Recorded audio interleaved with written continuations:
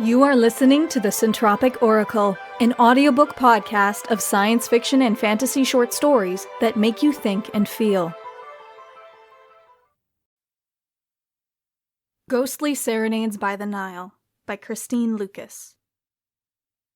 The dead, the lost, and the damned strolled through Ankhu's bedchamber every night. Like distant relatives seeking boons from their well-off city cousins, they came to the high priest of Anubis with all sorts of requests and grievances. Complaints for neglected tombs, aid for their widows and orphans, revenge on their murderers and tomb robbers. But not tonight. Tonight, Ankhu had the village idiot screeching over his head. "For shame! Shame, I say! Shame, high priest!" Ankhu forced his body to remain rigid.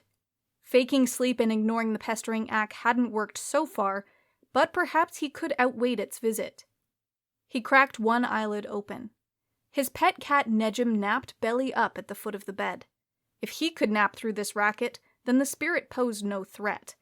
Save for a skull-numbing headache come morning when he'd need his wits to track down the blasphemous idiots who'd attempted to break into his own mother's tomb. Other tombs had already been burglarized, and this had to stop. If only he could rest. No such luck. "Shame on you, high priest, tolerating a thief in your house!" Chill crept into the room. Not the welcoming river breeze that soothed the desert heat, but the chill of a tomb carved deep underground, filled with the scent of stale air, embalming fluids, and decay. Now did Nejim complain, with a low growl without getting up. Ankhu groaned in agreement. He was no stranger to the stench of death, be it decay or embalming fluids. But not in his own bedchamber. He glared at the translucent, ever-shifting form floating overhead. "I have no knowledge of thieves in my house," he said, employing the tone of voice that sent servants to their knees and demons back to the primordial chaos. "Go away." "I will certainly not. No, I will not. Not until I am heard." Annoying and headstrong. Ankhu sat up and raised his left hand. "By the power of Anubis, the scale holder, him who is upon his mountain, return to the Hall of Two Truths and be judged." The incantation came out hurried and less ceremonial than he'd liked, but enough was enough, and good riddance. No such luck. "I am not heard yet. Why will you not listen? Have you gone suddenly deaf? Oh, woe is me, the high priest is deaf!" Ankhu frowned. Nejim growled again, but remained in bed. "I am not deaf. By Anubis's grace, what do you want?" "Call not on your jackal-headed god," said the ghost. "I come shrouded in the blessings of Isis and Hathor, my heart found free of sin upon the scales of Ma'at. Do your duty, high priest, as you must. Right the wrong I have suffered." "I must do absolutely nothing. You're dead, and therefore have no earthly belongings, save for the offerings in your grave." His voice hardened.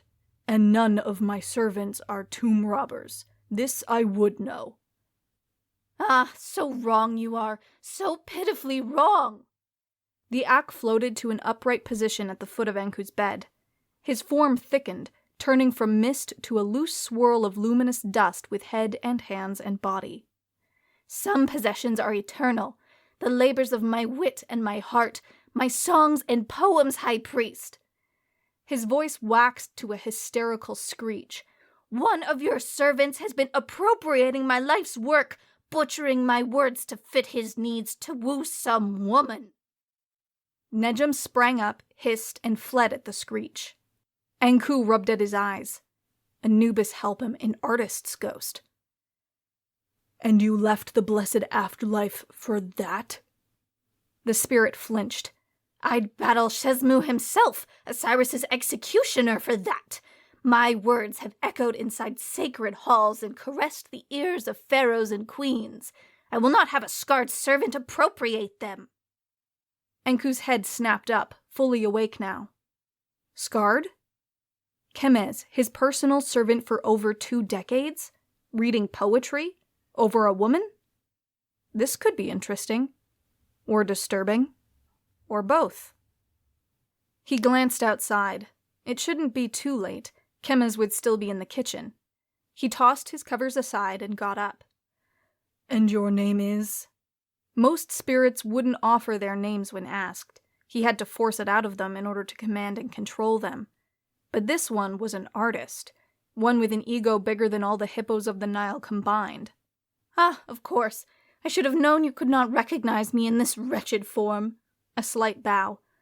"I am Menkare, son of Himu, beloved by Hathor and Queen Tai, who wept every time I sang." I'm sure she did. Never heard of you. He stifled a grin and reached for his white linen robe. Inside him, his 10-year-old self stuck his tongue out to the visibly indignant ghost. So there. "Ah, perhaps if I recited some verses for you." The ghost cleared his incorporeal throat. "Ahem. O muse, sing to me of the man—" "Oh, please." Ankhu cut him off, straightening his robe. "That's not yours. I may not know you, but I do know that you're not a blind poet, or a Greek." Menkare crossed his ghostly arms. "Ah, so I see the Lord Embalmer of Thebes does have some knowledge of poetry. That is unexpected." A moment of silence. "Then perhaps you might appreciate my presence here at night, every night, actually, when I will perform just for you the songs that moved courtesans and emissaries to tears that—" "I'm already weeping," Ankhu said. "Let's go find this alleged thief." Disturbed sleep always gave him headaches, and his temples were already throbbing. He had tomb robbers to track down, desecrated tombs to see restored, and anguished spirits to appease. Before dawn, someone would pay for his lost rest and troubled night. He found Chemez in the kitchen, sitting cross-legged by the far wall amidst urns of wine, under the dim light of a single oil lamp. Hunched over a papyrus, he was mumbling something Ankhu couldn't make out. Once the servant realized Ankhu's presence, he shoved the papyrus under a pile of folded sacks by the urns and pulled himself up. His face twisted when he shifted his weight onto his left leg. Even after all these years, the crocodile's bite still hurt. "Neb-Per, my lord, I thought you were asleep. How may I be of service?" "By explaining why there's an Ak in my room complaining that you stole his poems." The blood left Chemez's face, the smaller scar on his left cheek now a dark red vine on suddenly pale skin. The other, deeper, scar on his left thigh was thrice as long and ugly. "An Ak, Neb-Per?" "The Ak of a poet, Chemez. A poet named Menkare." Chemez's eyes bulged. "Menkare? What did he say?" "I'm right here," Menkare whined. "Here, right here! Don't you dare pretend otherwise!" "He cannot see or hear you," Ankhu told the ghost. Lucky man. "Only I can, by the grace of Anubis." He spat out grace. Not his grace, his prank. Like cats were, without a doubt, Bast's ongoing prank on mankind. Nedjem rubbed his back against Ankhu's calves. "Cats can see you too." Across the kitchen, Chemez got paler with every hurried breath. Ankhu waved at him. "Sit down, Chemez. I need to know the truth. You'll be of no use to me passed out." "Thank you, Neb-Per." With a loud sigh, Chemez collapsed on a low wooden stool. Is he here?" His eyes darted around, at every corner and shadow, trying to detect the unseen. "Yes." Ankhu strode across the kitchen's dirt floor. With every step closer to Chemez, a vaguely familiar stench waxed stronger amidst the ever-present smells of leeks and garlic. His mouth twisted. "By Sobek's scaly ass, what is that stench?" Behind him, Nedjem growled, ears drawn back, and cowered by the door. Chemez looked away. "Well, since you mentioned the crocodile god's posterior—" "Oh, Chemez!" Ankhu threw his arms in the air. "How many times do I have to explain that crocodile's feces cannot heal these scars?" No. Chemez shook his head fast enough to hurt. "It's different this time. There's this novice, a recent arrival whose father was a healer, and he swears that—" "My poems! My beautiful, magnificent verses!" screeched the ghost, appearing behind Chemez's shoulder. gesturing wildly in a maelstrom of dust. "Is this where they have fallen? Into the clutches of a moronic, dung-covered peasant who—" Nejum spat and hissed, adding even more racket to the cacophony of voices. From under a wooden bench, close to the kitchen door, the cat air-clawed at the insolent and absent crocodile who had soiled the kitchen. "Enough!" Ankhu's roar silenced both servant and ghost, but not the cat, who still cowered by the bench, occasionally growling. Ankhu pointed his finger at Menkare. "You, be silent!" He drew a second stool, dusted it with the hem of his robes, and sat down, facing Kemes. "And you will go and wash off that filth once you have told me everything. I do not care what that crook of a novice told you. I'll deal with him later. But Kemes," he continued in a softer voice, "nothing can heal those scars. Nothing should heal them. They are reminders of Sobek's grace. How many men have proof that they've escaped a crocodile's jaws?" Kemes only nodded, keeping his head low. When he spoke again, his voice was weary. "Of course. What do you want to know?" "Did you steal this man's poems?" "If I did, I didn't know it was theft. I'm not like you, Nebpur. I'm not good with words, and this time nothing else can help me." "Oh, woe is me!" Menkare's wail was cut short by Ankhu's sideways glance. He turned back to Kemes. "For a woman?" Never before had Ankhu seen a face turn from pale to blushed so fast. Kemes nodded. "Anyone I know?" "Perhaps. Her name is Benefrit, and she's a priestess of Hathor, a new arrival in Thebes, who lives with her merchant brother by the river, a few ways south of Bast's shrine." With every word, his voice lost in volume and his shoulders slumped, until his words came out in hurried whispers and he seemed to be shrinking in size. Ankhu snapped his fingers. "Kemes, control yourself. So you've tried to woo her with poetry, but Menkare here claims that you've modified his words to do so." Well, what?" "Yes, what, you filthy thief? Speak! Confess your sin! Recite your "Oh, shut up!" Ankhu spat at the ghost. "Tell me, Kemes." "I don't read well, and one of the library scribes recommended those poems to me." "At last, someone with taste!" chirped the ghost. "Shut up." "But there were words I didn't know, and those I did know felt old-fashioned." The ghost scoffed. "Oh, he's a poetry critic now." "So I changed a word here, a phrase there to fit her because she's not a girl anymore, as I'm not a boy. I swear, I didn't know I shouldn't do that." "Well then," Ankhu straightened his back. "Obviously just a misunderstanding. Kemes will stop using your poems, you will go back to where you came from. I am going back to sleep. At last." "I'm sorry, Nebpur, I can't do that," Kemes said in a mousy voice, shrinking even more upon his stool. The ghost resumed his wailing. "What?" Ankhu blinked. Every muscle of his body stiffened. He was not an old, wrinkled midwife dabbling in matchmaking. He was the high priest of Anubis. Why wasn't he in his bed? How had he gotten himself into this mess, trying to solve his servant's romantic issues? He should just beat this nonsense out of him, as any other master would do. He glanced at Kemes askance. His tense jaw relaxed when he saw what his weary mind had overlooked. Anubis's grace lingered in Ankhu's peripheral vision, where the unseen could not hide.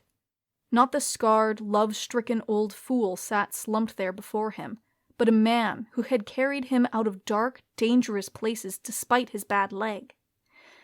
Many a time, more than he'd ever admit, had the high priest been the fool, overestimating his powers. Many a time had the servant carried his master's demon-mangled body without one faltering step. This was the man who soothed his burning face during the nights when the visions of death and destruction trapped him in feverish delirium, and who'd clean after his spoiled cat without one word of complaint. Fine, perhaps he did complain about Nejum's mischief, but Ankhu knew that he loved that cat as much as he did. Ankhu released his anger and frustration with one long sigh. When he spoke again, he kept his voice calm and controlled. "Why not?" I'm not the only one courting her. There's this merchant who has his eyes on her too. Chemis's head seemed to be sinking between his shoulders. And he has money and bought her gifts and will go to her home tomorrow night under the full moon to court her with even more gifts of turquoise and lapis and ivory and gold. I have no gifts, only those songs. And now I have none of them either, and I can't buy gifts, not after I've given the last of my coins to that scribe. You gave money to the scribe? Chemis nodded. I was lost in there, Nebper, and he promised me he'd get me the perfect poems to woo any woman's heart. And quite right he was, cooed the ghost. He deserves even more for his excellent taste. Give him more. Yes, certainly. Go and give him more, and appoint him chief scribe of poetry. I most certainly won't. He had other plans for that greedy scribe. Later.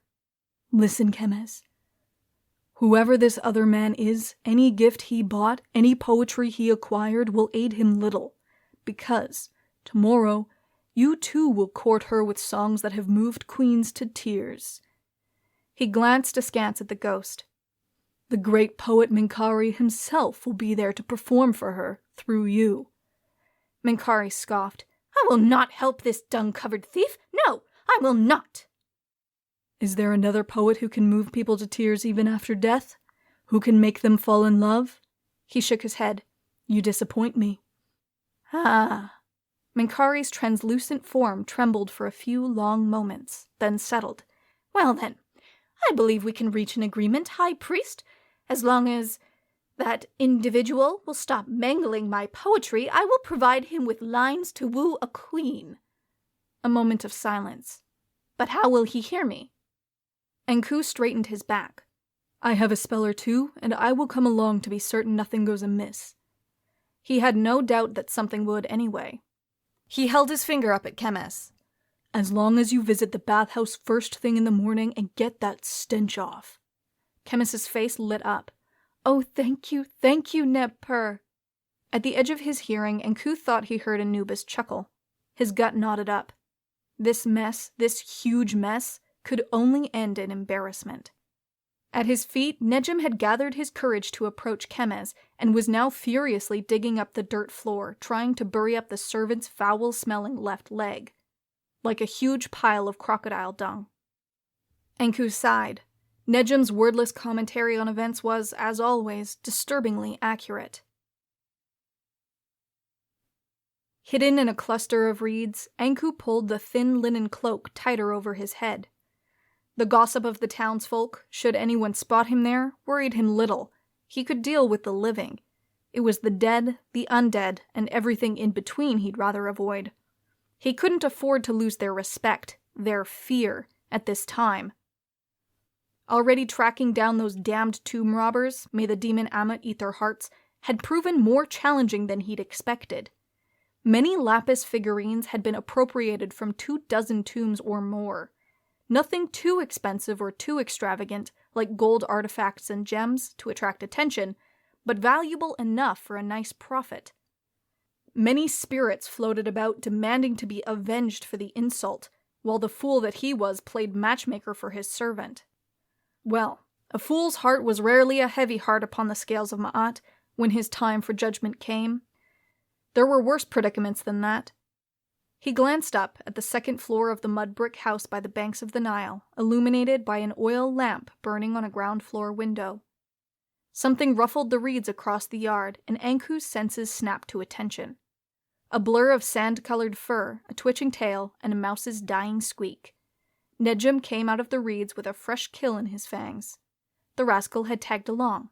Of course he had. Crouched near him, Chemis coughed. Nebper, is the ghost here? I'd like to call her before Nebamun gets here. Nebamun? That's the merchant who's also wooing her? Yes, why? Because Nebamun was too tight with the strings of his coin pouch. A major perfume and incense merchant of Thebes, Ankhu had encountered him in the court. Men like him rarely wasted coins on gifts for women. He glanced at the house again. Not many 2-story houses in Thebes, and this close to the river. Benefrit's brother should be well off. Well, Perhaps men like Nebamun wasted money to woo this sort of woman, those with rich brothers. He sighed. Did Chemez even stand a chance? Nothing of importance. He lied. We'll see. Minkari is right here. He glanced overhead at the glowing mist of Minkari's ghost. Let's see how good you are. Humph! Still the skeptic, High Priest? Once you hear the verses that entranced Hathor herself, you'll see your error in judgment. Ankhu wanted to see his bedchamber more, so he gulped down a bilious reply. Too many words, Minkari, and not those we need to hear. Proceed. The peasant cannot hear me. He spat out peasant as though it was covered in manure. Ah, yes. Ankhu reached into the small sachet of dried herbs he'd brought along and took out a pinch. He placed them upon his open palm and leaned closer to blow them over Chemez's face when the smell hit him and he flinched. By Bast's whiskers, what have you doused yourself with now? Chemez cowered. Perfume, Nebper, a mix of myrrh and mastic. The vendor said it's the scent favored by the gods themselves. The ghost floated closer, as if sniffing the air, and scoffed. I've performed for the judges themselves in the hall of Ma'at. No deity I've met stinks like that. Ankhu bit his tongue to cage the incantations of real power, those who could slingshot the obnoxious Ak back to the Hall of Two Truths to smell Anubis's posterior. Not yet. Perfume is fine, but how much did you use? All of it? All? Ankhu shut his eyes. His temples throbbed. When would this ordeal end? He sighed and glanced back at Chemez. Definitely an improvement. He lied again, and watched his servant's face lit up. That was an improvement. Let us proceed, then. He blew the pinch of herbs on Chemez, reciting the incantation. Chemez sneezed. Ankhu nudged him. Shouldn't you call her, so we'll know she's actually listening? Right. Chemez cleared his throat. Oh, Benefrit, I've come to you with words of love, he managed in a faltering voice. Candlelight flickered just inside the second-story window. Had she heard? Ankhu turned to the ghost, his patience running low. Well? Minkari let out a long sigh, then spoke in a clear but pompous voice. My loved one is unique, without a peer, more beautiful than any other. In the full moon's light, Chemez blinked. Without a pair? Not pair, peer. What's a peer? A smaller pear? Should I have bought her some of these? I heard in the market that women like fruit, and if she doesn't have any... Ankhu rubbed his eyes. Chemez, focus. Just repeat after him. If you think that's best. With a still faltering voice, Chemez managed to recite the lines. Now something definitely moved behind the window. Amateurs, mumbled the ghost, but continued his poem. See, she is like the star that rises on the horizon at the dawn of an auspicious year. Once more Chemez blinked, the wrinkles on his forehead deeper. What's that? Si. Ankhu sighed. Perhaps he should recite the damned verses himself and get this over with. He turned to the ghost. Don't you have anything, simpler? Like a nursery rhyme? Well, excuse me, High Priest, but I've said time and time again, his voice reached a high pitch, my poems were not meant for illiterate servants. A woman appeared on the window above. Who's there? Nedja mewed from across the yard.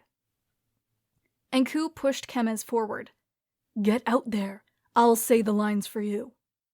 Chemez moved out like a man walking to his death. Ankhu cleared his throat and repeated after the ghost. My lover has come. My heart rejoices. My arms are open to embrace her. The heart in my breast is happy as a fish in its waters. O night, you belong to me forever, since my mistress has come to me. Who's there? Not a woman's voice this time, but a man's. A short man with the arms and shoulders of a stonemason and the belly of a dedicated beer drinker came out from the front door. He held an oil lamp high. Benefrit's brother, most likely. Right behind him followed another man, his frame thin, his face bony, his lips drawn to a thin line. Ah, there he was, the perfume merchant Nebaman, his mirthless eyes so telling of a heart as tight with feelings as with money. "Who are you?" The brother measured Chemist from bare, dirty feet to a head that needed better shaving. "How dare you interrupt me from important business?" "Finally!" chirped Minkari overhead. "Finally, someone will beat the nonsense out of that insolent thief!" "Shut up," spat Ankhu. The fool who dare raise his hand at Chemist would regret it in this and the next life. "Well, are you mute? What do you want?" Chemist stood slumped, his gaze fixed on the ground. "I believe he's here for me." A woman's voice. Benefrit? It had to be her, from the way Chemist's face beamed. Only she wasn't in the upper story window. She came in from the street, carrying a wicker basket with flatbread and fish, if Nejim's reaction was any indication. The cat followed her heel with tail trembling and erect, with loud, demanding mews, occasionally trying to tag at the hem of her calasiris, her simple sleeveless dress. Minkari flitted by Ankhu's ear. "Both your cat and your servant have the exact same stare. This is of a hungry fool. The cat is a cat, it doesn't know better. What's your servant's excuse? And what's yours for employing this sorry hide?" "Oh, how you will pay for this." Ankhu glanced askance at Minkari. "Just shut up." Benefrit approached the three men, and Ankhu raised an eyebrow. Somewhere at the back of his mind, he'd expected to see a slender maiden with lily-white limbs. He'd seen too many men of certain age develop an infatuation with this type of girl. But Benefrit was a woman. Middle-aged, short like her brother, plump but not obese. She had dark skin, perhaps Nubian blood amidst their ancestors. She wore her wrinkles as proudly as the kohl around her eyes, and walked with steady strides. Chemist had chosen well. While Chemist stood before them on uncertain legs, more so without his walking stick, she measured him from head to toe, her eyes lingering a moment too long on his scars. Her nose didn't twitch at his unique mix of scents, as Nebamon's had, who now covered his nose with a lotus-scented cloth. Her forehead didn't crease like her brother's, only the hint of a smile curled the corners of her mouth. "I know you," she said in a low, calm voice. Her fingers rose as if to touch the scar on his cheek, but restrained her hand in time. "I know you." Chemist just nodded. Her brother rolled his eyes and placed the oil lamp on the stone bench behind them. "Sister," he said in a stern voice, "I do not know this fool and what business he thinks he has with you, but my dear friend here," he stepped aside and waved at Nebaman, "has come to me with a proposal that I believe you should heed." Nebaman took small, cautious steps forward, his lips even tighter, his eyes narrow slits. "Beloved," he said, but there was no warmth in his voice. The cat growled and hid behind Chemist. Benefrit glanced at both cat and servant before returning her gaze to her other suitor. She had noticed. Good. "Beloved," said Nebaman, and took a slight, rigid bow. "I have heard many a tale about the beauty of your face and your spirit, and too long have I remained lonely, bereft of a wife's warmth in my bed. My house is big but empty, my servants many but dim-witted, and I have longed to share my days and nights with a good woman. In my house you will never want for anything. If you so agree, my scribe will pen the contract to our union even tonight, and merge two great merchant families of Thebes. To prove the truth of my words, I have brought you these." He fumbled with the cords of a small cloth sack. Merciful Bast, the greedy fool sounded almost exactly as the pompous ghost that kept pestering him. Sure enough, Minkari flitted again by Ankhu's ear. "What a remarkable man! Wealthy, well-spoken, and someone with the integrity to purchase his own gifts instead of stealing someone else's life's work. I have no doubt he's a great patron of the arts, too." Aha! Ankhu glanced sideways at the ghost, measuring the weight of the herb pouch in his hand and the distance to Nebaman. One good throw, just one good throw away. "Would you like to ask him yourself?" A man of his status and upbringing would be delighted to have in his household the poet who brought tears to divine eyes. I can make him hear you, if you so wish." "Oh, would you?" Screams and shrieks drowned the rest of his answer. Bones grinding, teeth chattering, and a chest-crushing howl of innumerable spirits burst inside Ankhu's head. He collapsed face down in the dirt, reeds grazing his face. He pressed his palms against his ears to stop the cacophony of ghosts, his blood throbbing and his chest aching from fast, shallow breaths. Menkari blabbered overhead, but Ankhu heard one word only: blasphemer. Nebamun's gifts to Benefrit were lapis statuettes stolen from tombs of spirits who now demanded revenge. Breath by breath, Ankhu resumed control of himself, pushing the choir of angry spirits to the edge of his consciousness, and sat up. A few feet away, Nebamun stood with his back turned to him, displaying the loot he'd brought as gifts to Benefrit and her brother. Poor Chemez seemed to have diminished in stature. At least he hadn't fled, and Menkari still blabbered. "Are you going to cast the spell any time soon? I swear if I weren't already dead, I'd die of frustration. Is the high priest of Thebes full of air and empty promises? Oh, woe is me! I have none worthy to recite my poems, none equal to my intellect, only a bird-brained peasant who—" "Shut up! I'll cast the spell now." And he'd use the whole pouch. Not only Nebamun would hear this act, he'd hear all the others too, howling vengeance for his transgression. And, sooner or later, Nebamun would come to him to deliver him from this curse. Then he'd pull the truth out of him. Slowly, painfully, permanently. Nebamun hadn't broken into the tombs himself. He was too proper for this. But he knew who did it. He had to. And, if he had any part in this, he'd pay accordingly. Ankhu calculated the distance one last time, then threw the pouch. As he recited the incantation with every last drop of frustration in his heart, it flew upon the wings of countless angry spirits and crashed against Nebamun's back. Menkari followed, and good riddance. Unfortunately, the night flight of both the pouch and the swarm of Bas, those bird-like spirits, hadn't gone unnoticed by Nejum.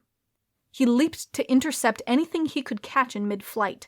He clawed through the air, the spirits beyond his reach, and he too crashed against Nebamun's back, just after the pouch.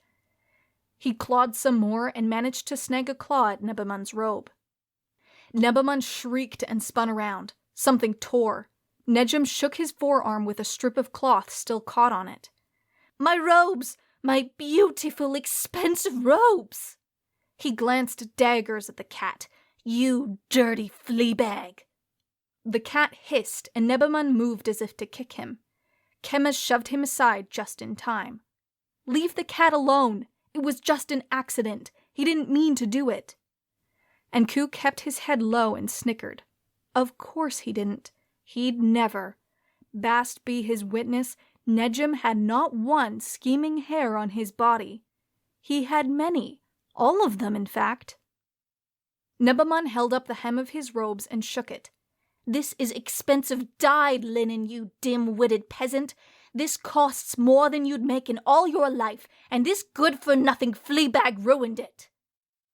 "I may not know the value of fabrics," said Chemez, "but I know the value of this cat." He pointed at Nejum, who sat very busy licking his privates. "This cat is smart and brave and has saved his master's life many times." "How dare you talk to your betters in this manner? Listen here, you insolent peasant!" He shook a finger at Chemez. "Leave him alone," said Benefrit, and placed herself between the two. Her brother tried to pull her away. She gave him a shove, and he raised his arms and took a few steps backwards. "How thick are you? You come to woo me, a priestess of Hathor, and insult a cat in my presence? And attempt to kick him too?" She shoved the lapis figurine she'd been holding into his hands. "Here, take it. I want nothing to do with you." "But—" He opened his mouth as if to protest, but closed it back without a sound. He tilted his head as if someone spoke behind his back, then shook it and fanned his face as if chasing away flies. "Who are you?" His eyes widened, and he glanced around. "Go away!" Without one word, with his bag of loot clutched to his chest, he left in a hurry, glancing over his shoulder at every other step. Like a cursed man chased by angry spirits. Exactly like that. Benefrit and her brother exchanged confused glances. Chemez kept his gaze on his feet. Then Benefrit shook her shoulders, shoved her basket of bread and fish into her brother's hands, and took Chemez's arm. "I've seen you around Bast's temple, haven't I? Didn't you bring that poor cat with the broken leg for healing? And these scars. I'm sure there is a very interesting story there. Come, you must tell me all about it." With soft words and soft steps, she led Chemez into her home, followed by her brother. Amidst the reeds, Ankhu let his shoulders relax at last. Nejim trotted right to him and left a torn piece of dyed linen at his feet. Expensive, imported, dyed linen. He employed his "pet me now lest I die" purr, and so Ankhu petted him. "My boy, always the hero. Once more you've saved us." At the edge of his hearing, Ankhu thought he heard Anubis chuckle, again. And when that sacrilegious fool Nebamon would come to him for salvation, then he would have the last laugh.